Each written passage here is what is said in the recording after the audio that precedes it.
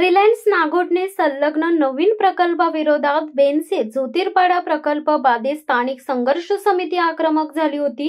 आपल्या विविध मागण्यांच्या पूर्ततेसाठी येथील शेतकरी, मत्स्य व्यावसायिक, स्थानिक भूमिपुत्र यांनी आमरण उपोषण सुरू केले होते।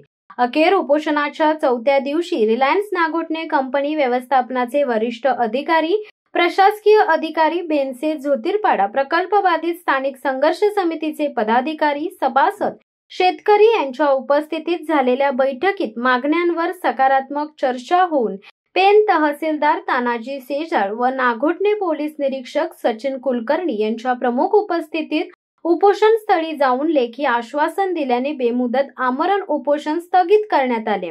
रिलायन्स नागोठणे कंपनी संलग्न बेनसे ज्योतिर्पाडा ग्रामपंचायत हद्दीत नवीन प्रकल्प उभारला जात आहे। अशातच येथील स्थानिक भूमिपुत्र, प्रकल्पग्रस्त, सुशिक्षित, बेरोजगार, पशुपालक आणि शेतकरी यांच्या मागण्यांची आणि तक्रारींची दखल रिलायन्सने घ्यावी यासाठी आमरण उपोषणचा पर्याय अवलंबण्यात आला होता।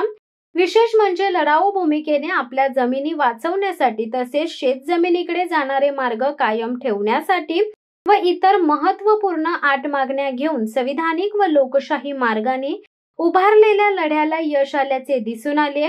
बेनसे सिद्धार्थनगर येथील पाण्याच्या टाकीजवळ आमरण उपोषणास बसलेल्या बेनसे ग्रामपंचायतीच्या माजी सरपंच सौ स्मिता यशवंत कुते, सौ कल्पना अडसुळे, योगेश अडसुळे, सचिन कुते या 4 उपोषणकर्त्यांना विभागातील शेतकरी व स्थानिक भूमिपुत्रांनी जोरदार पाठिंबा दर्शवला होता।